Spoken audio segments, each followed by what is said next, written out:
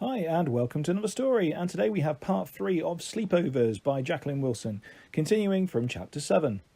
Emily loved her bear. She gave me a big hug. A bear hug, she said. Oh, Daisy, she's so sweet. And look, she's got a daisy on her pinafore. I'll call her Daisy. I think teddies are stupid, said Chloe. They're for babies. Chloe gave Emily a special CD album of girl singers. She left the price on to show it was very expensive. Emily gave her a hug too. Emily gave everyone a hug. She was so happy she got very pink in the face. She matched Daisy's bear's fur. Chloe suggested Emily play her new CD so we could all dance, but Emily's mum said she'd sooner we didn't play music just at the moment, as Emily's little brother Ben was having a nap. And there wasn't really space for us to dance, so perhaps we could all go out in the garden for half an hour while she got the picnic ready. So we went into the garden with Emily's dad and played football. Emily got to pick her team first as it was her birthday. She picked Chloe and me. Emily's dad went on Amy and Bella's team, but guess what? We still beat them. Emily is very good at football, and Chloe is very good at barging into people to stop them getting the ball, and although it sounds like showing off, I happen to be very good at football too. We are the champions, Emily and Chloe and I sang, and we jumped up and down and hugged each other every time we scored a goal. It felt very strange hugging Chloe. Maybe we were proper friends now. Maybe not. When we were setting off for the picnic, Emily suggested I fetch Midnight while she got her Buttercup and brand new Daisy. Yuck! What do you want them for? Said Chloe. It's a picnic, Chloe, said Emily. A teddy bear's picnic, I said. We both started singing that funny old teddy bear's picnic song. Amy joined in. Bella joined in. We sang it in the car. Emily's mum and dad joined in. Emily's baby brother Ben tried to join in, and Chloe didn't even try. She sat scowling and sighing and muttering that we were all dead babyish. When we got out of the car at the park, Chloe suddenly gave me a push so that I fell on my knees and got my new trousers all dirty. It hurt too. I tried very hard indeed not to cry. Did you push Daisy, Chloe? Said Emily's mum. No, of course not. I was just helping her out of the car. It was an accident, said Chloe. It was accidentally on purpose. I hid my face in Midnight's fur. Oh, look, our little Diddums with her teddy weddy, Chloe muttered. I wished Midnight was a real bear and could bite her. We had another game of football, but my knees were bleeding and sticking to my trousers, so it was too sore to run. I couldn't be on a team. I had to sit on a rug beside Emily's mum and her little brother Ben. Still, that wasn't so bad. Ben got a bit grisly, so Emily's mum let me give him his bottle. I'm very used to helping people drink. I know exactly the right angle. You're just like a little mum, Daisy, said Emily's mum. Have you got a little brother at home? No, I've just got my sister, I said, sitting Ben up and burping him. Is she still a baby? Said Emily's mum. Not really, I said vaguely. Well, anyway, I'm very glad you and Emily have made friends. You must come round and play whenever you want. You'd be very welcome. I was so happy I gave baby Ben a big kiss on his button nose. Emily's mum was frowning over at Chloe, who was stamping her foot and complaining because Amy and Bella had managed to score a goal. She didn't look as if Chloe was very welcome at all. I gave a great grin. Emily smiled back at me and came running over. How are your poor knees, Daisy? She said. Emily, come back, you're the goalie, Chloe screeched. I'm not playing any more. It's not really fair playing football with when Daisy can't join in, said Emily. Anyway, now that we've got Ben fed, I think it's time for our picnic, said Emily's mum quickly, before Chloe could make any further fuss. The picnic was delicious. Chicken drumsticks and tiny tomatoes and crusty French bread and crisps and apples and cherry flapjacks and a yellow birthday cake in the shape of a teddy bear. Emily insisted Daisy Bear and Buttercup and Midnight all had slices too. Wish I'd brought my teddy along, said Bella. This is yummy cake, Emily, though I think chocolate's still my favourite. You haven't got anything chocolatey at all? I've gone off chocolate, said Emily firmly. She seemed to have gone off Chloe too. When we got changed into our pyjamas back at Emily's house, it hurt pulling my trousers off, and my knees bled a bit. Emily looked shocked. Your poor knees, Daisy, she said. She looked hard at Chloe. Look at the state of Daisy's knees, Chloe, she said sternly. Chloe shrugged. It was an accident, I said. Poor Daisy, said Bella. Yes, you're being ever so brave, Daisy, said Amy. Emily put her arm around me while Emily's mum gave my knees a wash and put stingy stuff on them and bandaged them carefully.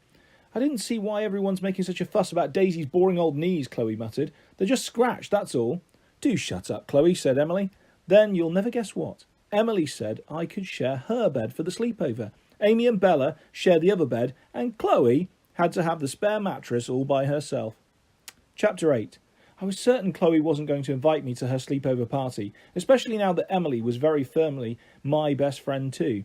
Chloe had special invitations. They were all different colours. Amy had a red envelope, Bella a blue, Amy an orange. Surprise, surprise, I didn't have an invitation. What about Daisy? Said Emily. Who? Said Chloe, as if she'd never heard of me. You are funny, Chloe, Daisy, said Emily, putting her arm around me. You didn't forget Daisy, did you? Said Amy. I didn't forget her, said Chloe, but my mum says I can only have 3 people at my sleepover party, so that's Emily and Amy and Bella, right? That's all wrong, said Emily. She was going very pink in the face. It's not fair on Daisy, said Amy. Poor Daisy, said Bella, giving me a squeeze. Yes, poor Daisy, said Chloe, as if she was really sorry. As if. Daisy's got to come too, Chloe, said Emily, getting even pinker. Look, it's not my fault, it's my mum.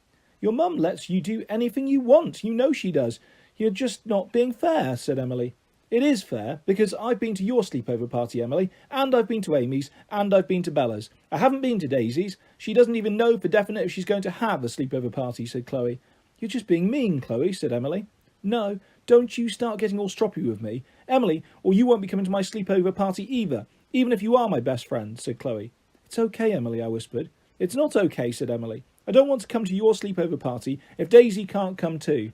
She stared very fiercely at Amy and Bella. You don't want to either, do you? She said. Amy and Bella looked uncertain, but then Bella nodded and said, That's right, Emily. And Amy nodded too. Chloe glared at Amy and Bella. She looked as if she might hit Emily. She seemed all set to murder me. See if I care then, she said, and she flounced off. Oh dear, said Amy. She said she was going to have a gigantic chocolate cake at her party, said Bella, sighing.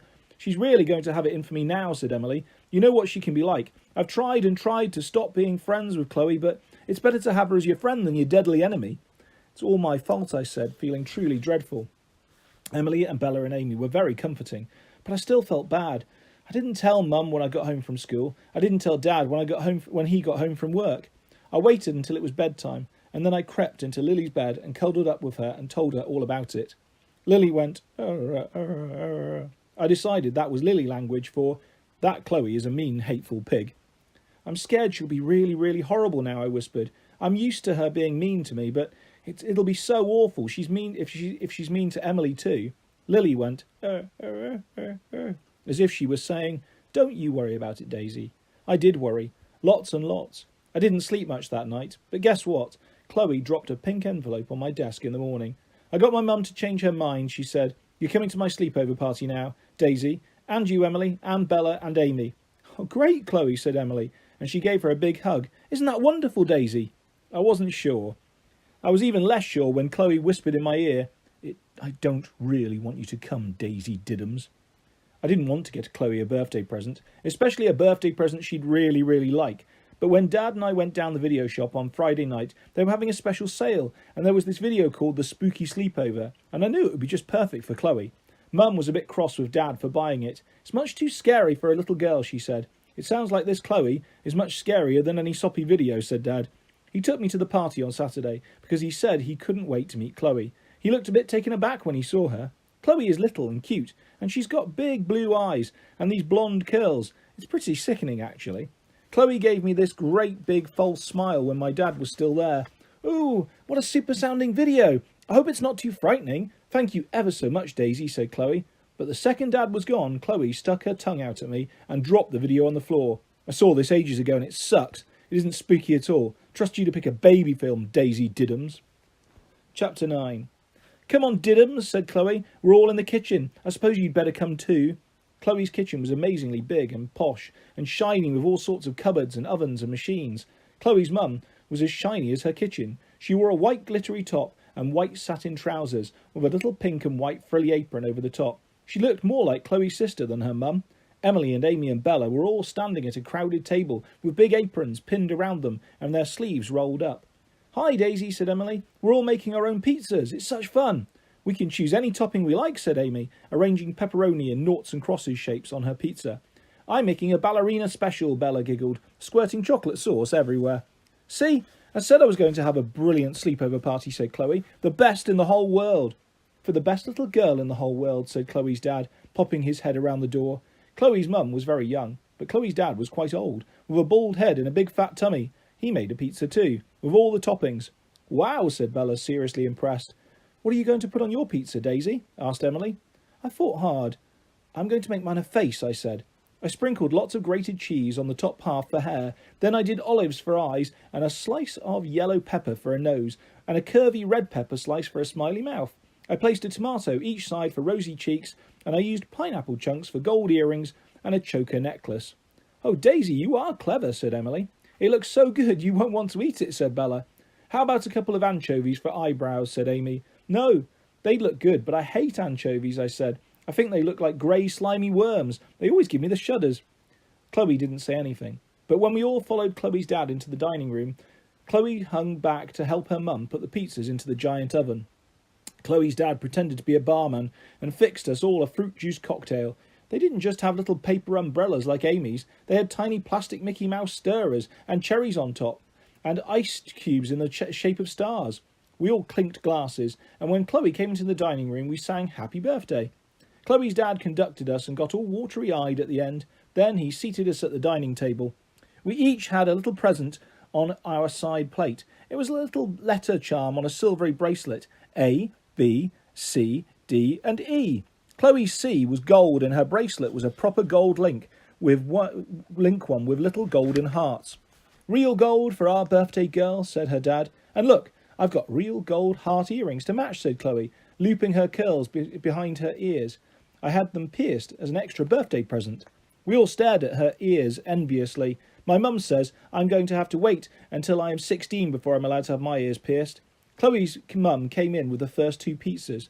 She'd taken her apron off. Her T-shirt was so tiny it showed her bare tummy, and she'd had her belly button pierced. It looked truly cool. I hadn't realised mums could have curvy waists and flat tummies. My mum hasn't. Chloe's mum served Chloe and Emily with their pizzas. Then she fetched Amy's and Bella's. Are you sure you meant to use chocolate sauce, Bella? Said Chloe's mum, putting Bella's very brown pizza in front of her. Oh yes, yummy! Chocolate's my favourite thing in all the world, said Bella happily. Well, I'll fetch you some chocolate drops to put on top if you like, said Chloe's mum, laughing. She was joking, but Bella said, yes, please. Chloe's mum went to get Bella some chocolate drops, and she brought my pizza too. You must love anchovies even more than Bella loves chocolate, Daisy, said Chloe's mum. I stared at her. I stared at my pizza. There was still a face with cheesy hair and olive eyes and a pepper mouth, but all the plain skin gaps in between were filled in with grey, slimy anchovies, hundreds of them. It looks very effective, my love, but I'm really not sure you should eat so many anchovies. You make yourself sick, said Chloe's mum. I don't like anchovies, I whispered. Then why on earth put them on your pizza, said Chloe, snorting with laughter. I hadn't put them on my pizza. I knew who had. It must have been Chloe herself. But I couldn't say anything at her own party, and Chloe's mum and dad wouldn't have believed me anyway. They thought Chloe was the best little girl in the world. I knew she wasn't. I tried to eat the cheesy hair on my pizza, but the anchovies had even got under there. It was as if they were still alive and had wriggled everywhere. I couldn't swallow a mouthful. That was a bit of a waste, Daisy, said Chloe's mum. Still, never mind, I'm sure you can fill up on Chloe's birthday cake.